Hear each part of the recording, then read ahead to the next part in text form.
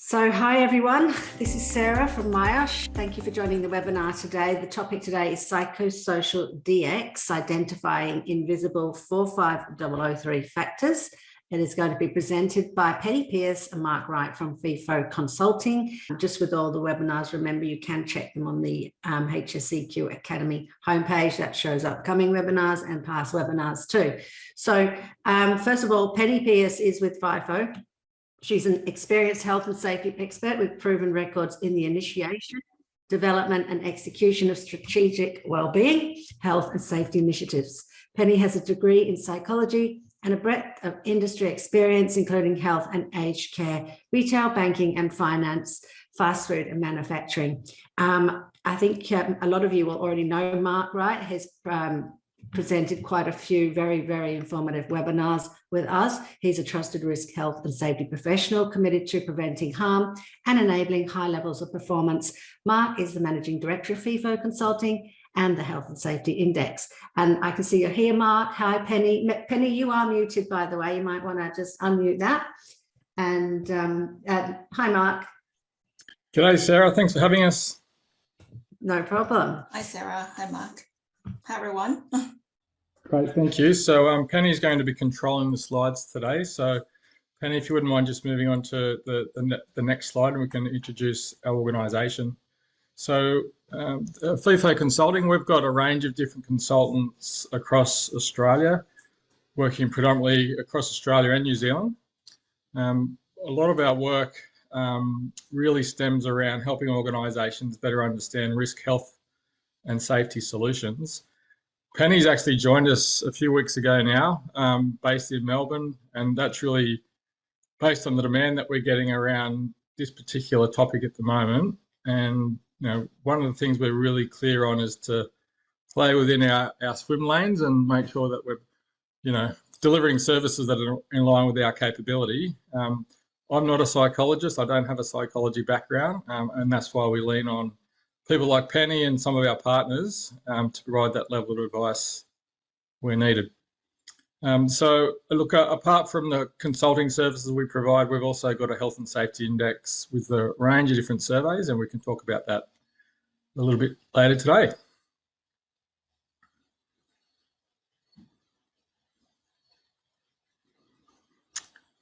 So as we start thinking about psychosocial factors, I guess today Penny's going to be outlining some expectations, particularly around some regulatory changes. We'll try not to go into too much detail there because I'm mindful that there's been a fair bit of communication and information circulated around what's changed recently already. So we want to focus a little bit more on what options organisations have to actually implement some of those changes. As we start to outline some of the psychosocial regulatory expectations, we'll overlay that with some principles around risk management. Now, we don't want to sort of dumb that down too much, but I do think it's important to get back to basics, particularly as you start to apply risk management to an area like psychosocial factors that sometimes can be a little bit grey.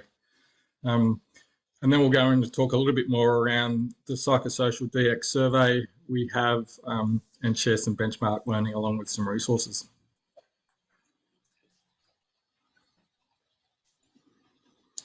So over to you, Penny. So as a quick icebreaker, and thank you, Mark and Sarah, we'd like to ask the group a quick question. Are surveys on their own an adequate method of completing a psychosocial risk assessment? Now you have two options to choose from, yes or no. Go ahead and choose your pick. Thanks, Penny. We'll just give that a few more seconds because I think people are very quick in their answer for this one. Thanks, Sarah. So there is a poll. I can see some people are also using the chat there too, which is fine. Okay, let's show those results. Wow, I am very surprised to see this result. What about you, Mark?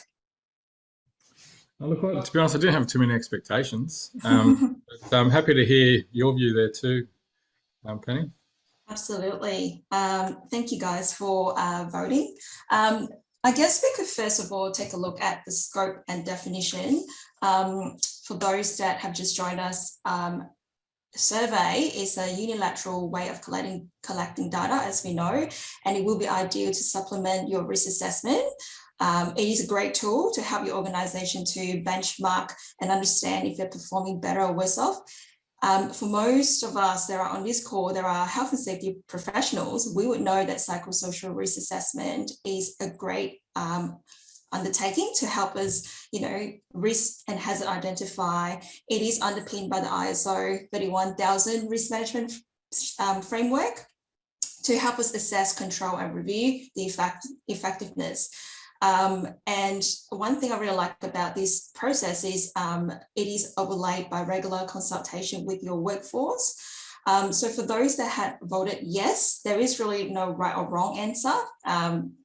Although we've got 97% of our audience saying no, we think it really comes down to a multitude of factors and interdependencies, such as, your organization's risk profile, risk appetite, organizational size, and so forth. Generally speaking, businesses that have inherently higher people risk would prefer doing a comprehensive psychosocial risk assessment, as well as considering other internal factors like incident hazard reports, employee survey, workers' compensation matrix, HR matrix, committee consultation, and so forth. Thank you. Now we move on to the next slide. I thought let's start off with the genesis of the regulatory changes, although we do bear in mind that we don't want to go into too much of the legal land or legal speak. But as most of us are aware, in the Work Health and Safety and Occupational Health and Safety Act, as an employer, we must provide and maintain a workplace, including our independent contractors, that is safe and without risk to health, so far as is reasonably practicable. However, it is quite unclear to most of us on the how.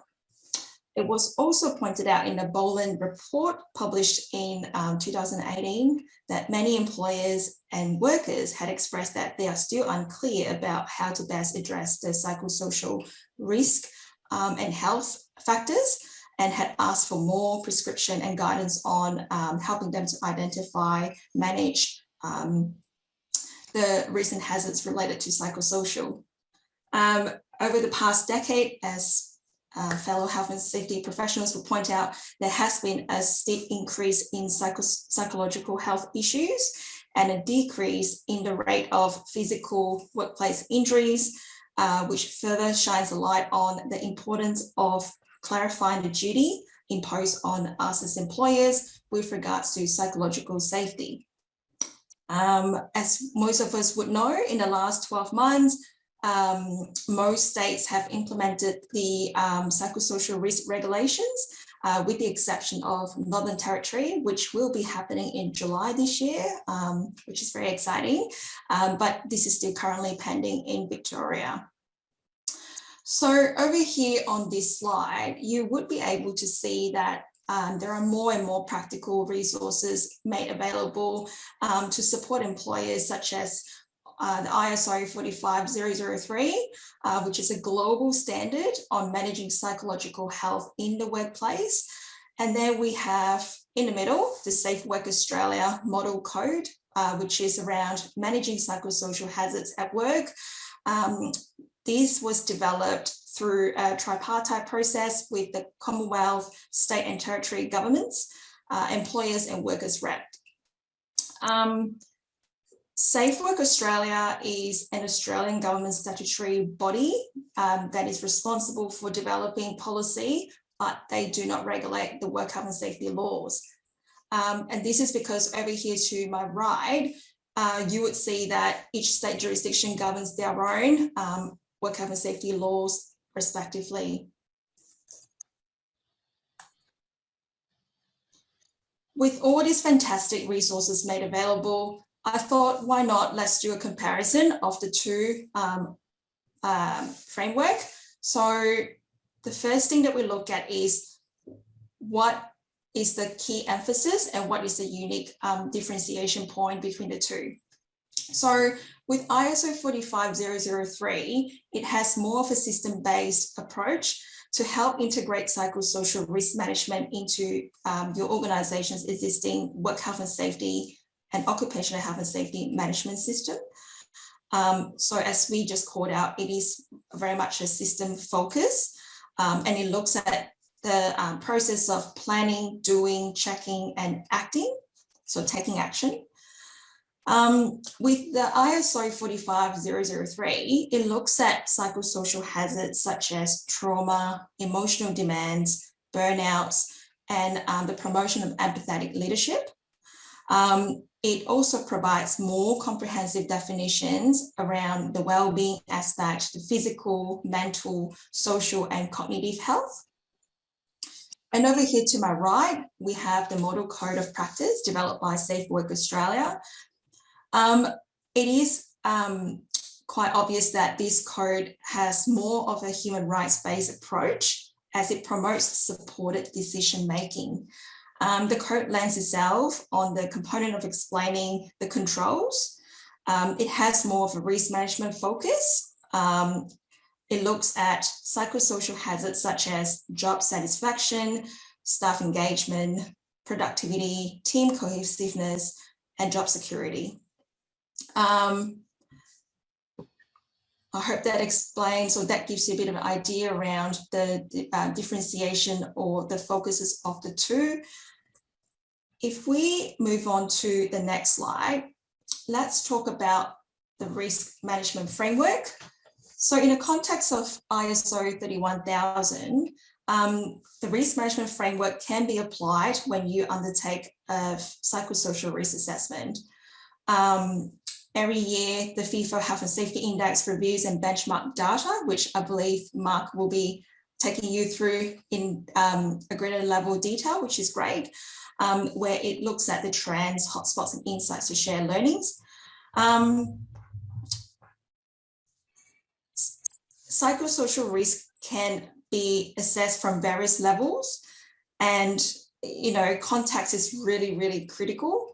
Some of the factors that you should consider when you undertake a psychosocial risk assessment are things like the level of maturity of the business, are there any business pressures, the type of your business, your risk profile, and so forth.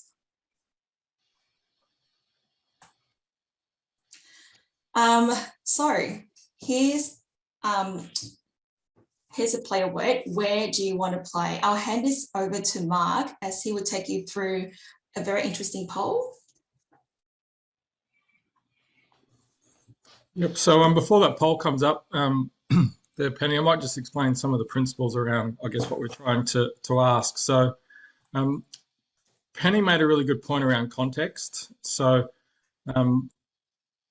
as indicated in, I guess, some of our other webinars and the work that we've done, we're really cognizant that a one-size-fits-all doesn't always apply to every organisation. So, from a sole trader, SME, all the way through to large corporates in leading industries, each organisation industry might take a different approach depending on their context. So if you go to the next slide there, Penny, just to bring up, I guess, the concept around different bandings, what we often ask organisations before we commence this kind of work, be it around psychosocial risk or critical control management, etc., is, where do you actually want to play? What level of sophistication are you aiming for?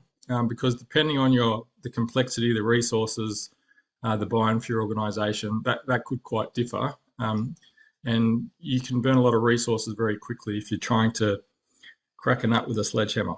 To support that, we then help organisations try and rate their performance in their respective bandings, typically from low through to high performance, with the understanding that it's okay to be the number one.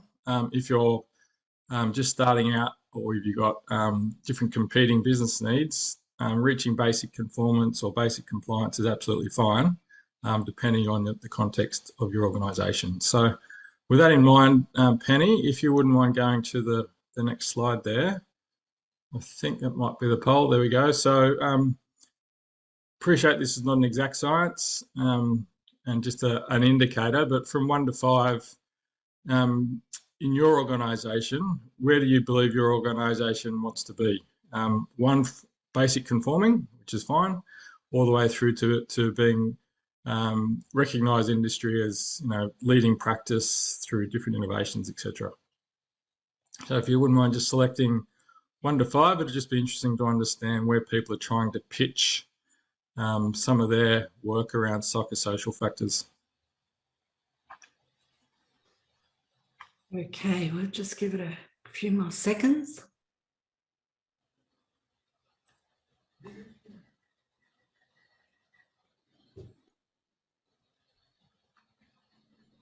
Okay, Penny and Mark, you do know you're also Penny today. Oh, really? Yeah. He always wants to be a Penny. All right, here's the results. Alrighty, so smack bang in the middle, number 3, 40% is the largest score, and it's a pretty even spread by the looks of it, ranging from 7 through 10% at 1, 3, 40%, number 4, 26%, and 5 at 18. So, about 20% of the people on the call are really aiming for leading best practice, which is great, but the bulk of people on the call are somewhere between the 3 and the 5. So I guess with that in mind, what we'll do today is just share some principles around, well, depending on the level of maturity, there are different options out there to complete risk assessments. So next slide there, Penny, if you wouldn't mind. So we're going to overlay some of these conversations around psychosocial risk with the risk management standard that Penny alluded to before. So we spoke about context. Now we're talking through the risk assessment component of a typical risk assessment or risk management practices more broadly. When Penny brought up the previous slide, she referred to the standard, but also I guess it's worth noting here that what we're focusing on here is a bit of an emphasis on risk process. As we think about psychosocial risk, it's more than just process. It's people, it's the workplace environment, it's plant, equipment, materials, a whole bunch of different things to consider. Clearly, we don't have a huge amount of time today, so we're just going to focus on the process side of the risk equation. So on the slide here, we've got various assessment options organisations might wish to use. So even if we can compare completing a psychosocial risk assessment versus an ergonomic risk assessment or some sort of assessment on occupational hygiene or some other health and safety matter, people on the call might appreciate you can do quite a simple broad brush assessment, depending on what you're trying to achieve, and document that either as a risk assessment or include that in a risk register. And for some organisations, that might be fine. As organisations start to mature and want to sort of scratch the surface a little bit more and truly understand some of those job demands, job resources and the impact having on their workers, obviously a broad brush risk assessment isn't really going to cut it. And given that a lot of these risks are invisible, delving in, using surveys or reviewing data and things like those things that Penny spoke about, engaging your workforce through focus groups, looking at some specific org design or broader org design or more specifically job design, there are a whole range of different assessment techniques organisations can use to delve in to better understand some of these psychosocial factors, which for many organisations are invisible until you actually engage the workforce in an effective way. Now, if we think about the principles around risk, obviously you want to overlay that assessment with some sort of risk management tool. Some organisations may develop something bespoke just for this particular subject areas. Others I've seen just use their WHS risk assessment tools and just adapt them accordingly to suit. So, typically in organisations around risk process, there's risk registers, there's safe work method statements, and take fives, etc. Now, all those tools may not necessarily lend itself for doing a psychosocial risk assessment, but they can be adapted to support at least some of the management principles that we've spoken about here. Penny, is there anything else that you want to add there? Absolutely. I'm echoing with your points there, Mark. It really is, there isn't a one-size-fits-all solution.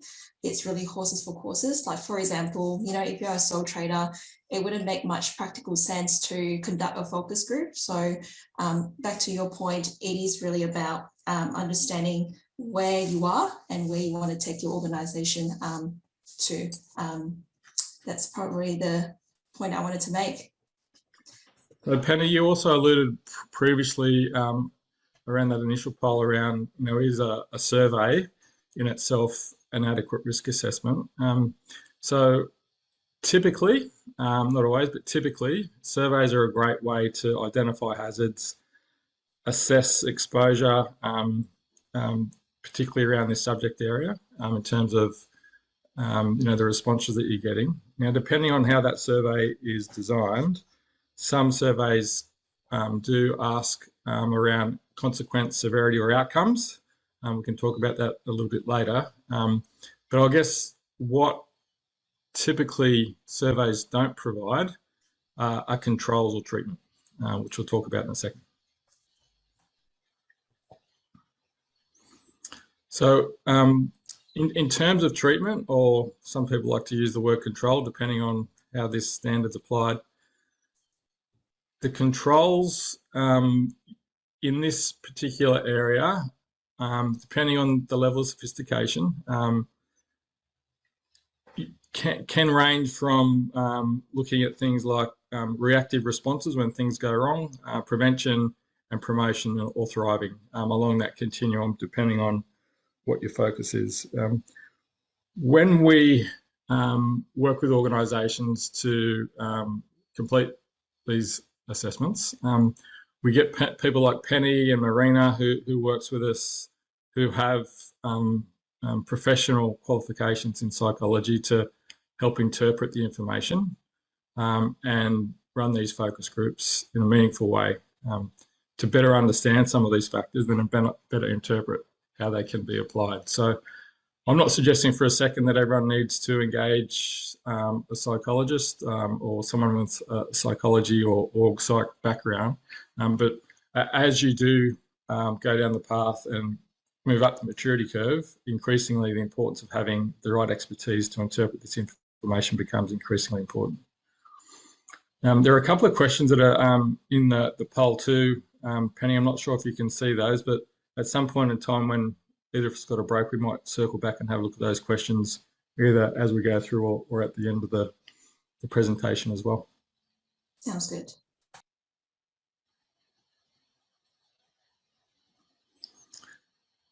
So moving on around the Psychosocial DX, we'll share some benchmark data in a second, but before I do that, I'll just quickly explain, I guess, the principles around the survey.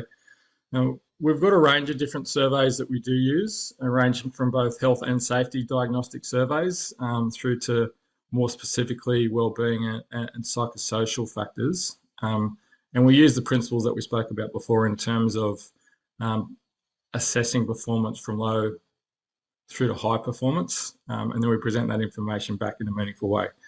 So if you go on to the next slide there, Penny, the Psychosocial Dx is a tool that's been developed to align with the factors outlined in ISO 45003. And then in a similar way to our health and safety surveys, we provide an overarching performance as indicated by the Speedo. And then we break the results down into various dimensions based on psychosocial factors, typical psychosocial factors, and aspects around organisational factors, social factors, work environment, and activity. So all those inputs around practices, systems, behaviours, and observations people provide feedback on, I guess, pulled together as an overarching result. So both those inputs and then the outputs provide a bit of a score around, well, what's the impact that's having. So based on those job demands, job resource style questions, or what's the impact on the worker and the outcome. So we look at the severity around the impact on sleep, on pain, job burnout, etc. So that lends itself a little bit more to looking at the consequence and impact that it has on individuals.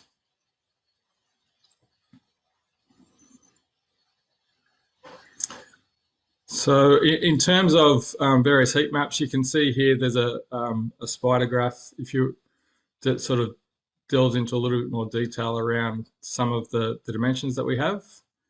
But we can sort of go through that in a little bit more detail if need be, Penny. I'm going to the next slide, mindful of time. So this, the previous was the spider graph breaking up our dimensions. This is more of a heat map, and you can see here quite quickly that the various dimensions aligned with those job demand, job resource model can be broken down based on demographic data in your organisation. So we design surveys with specific demographic data based on location or business unit. And then we try and identify focus areas, both good or bad. And quickly you can see where hotspots are and where you can then focus your resources accordingly and adapt the strategy to suit.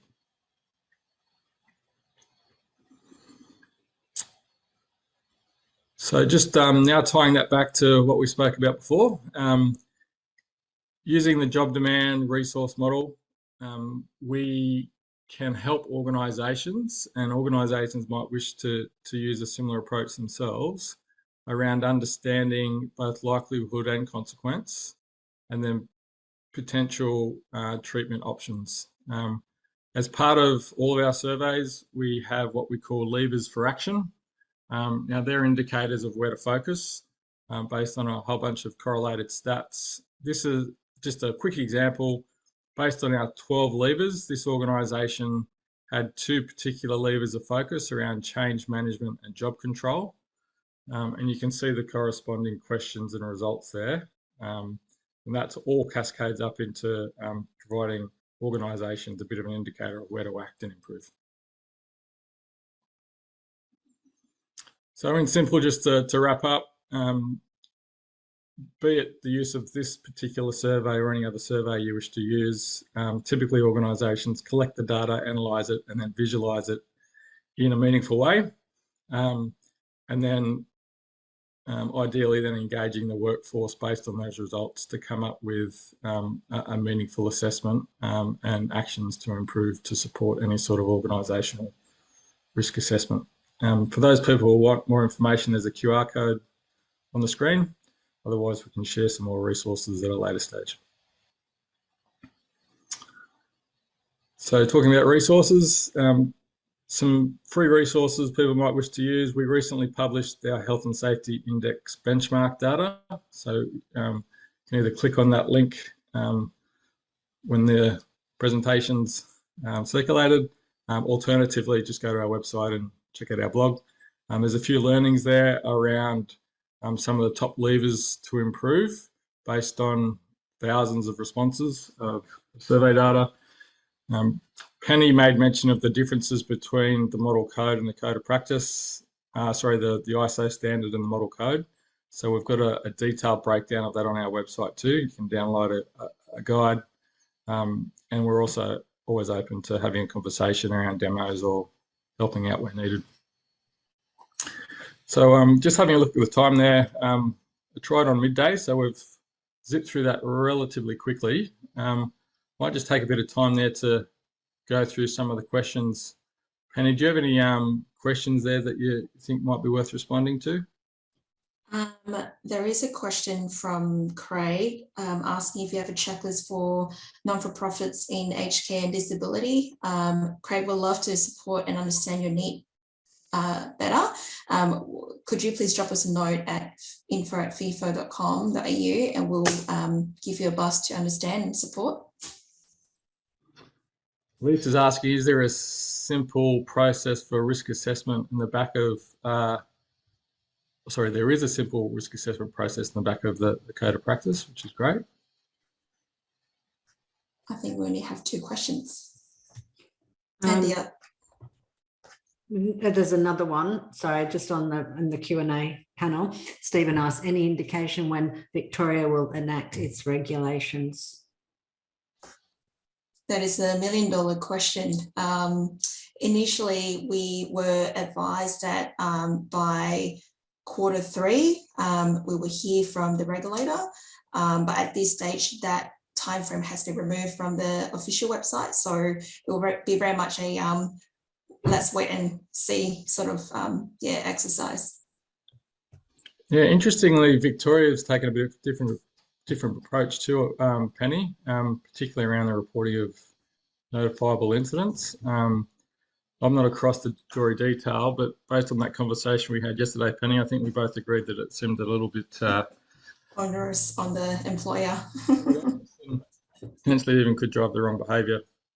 But again, we'll see what Victoria come up with before we make too many speculations there. Someone else has asked around internal consistency and reliability. So with all of our surveys, we run independent reviews to test both the reliability and validity of our surveys. We do have a very strong opinion on the importance of statistical reliability, because that underpins the, I guess, quality of our benchmark data for organisations to compare their results over time, both internally and externally as well. Do we have more questions, Sarah? No, nothing from this end. So I think we can wrap this up, and just know that we will send out this recording, and any links you want to send me, Penny, if you can email them to me, and I'll pop them in that page as well. Will do. So thank you, Mark. Thank you, Penny, once again. Hang on, one more question. Jeanette asks, what size organisation do you need to get statistically meaningful results? Okay, so the population size is usually overlaid with the participation rates and the statistical reliability of the survey itself. So those 3 factors are key. With the health and safety index, or the health and safety DX tool as an example, the reliability is up around the 0.9. So, we're pretty confident if you've got some really high levels of participation, you're going to have, for around 100 to 300 people, you're going to have some very high confidence intervals to give you a pretty comfortable level of reliability. But again, it depends on the survey you're using. Some surveys that are developed on the back of a coaster in a pub may not necessarily have the same level of reliability. So it's horses for courses. Michelle's got another one. No, just a few thank yous there. Lots of thank yous. Okay, so I think we're there. So thank you guys, and thanks everyone for turning up and this continually learning. So great, thank you everyone. See ya. Thank you, Sarah. Thanks everyone. Bye.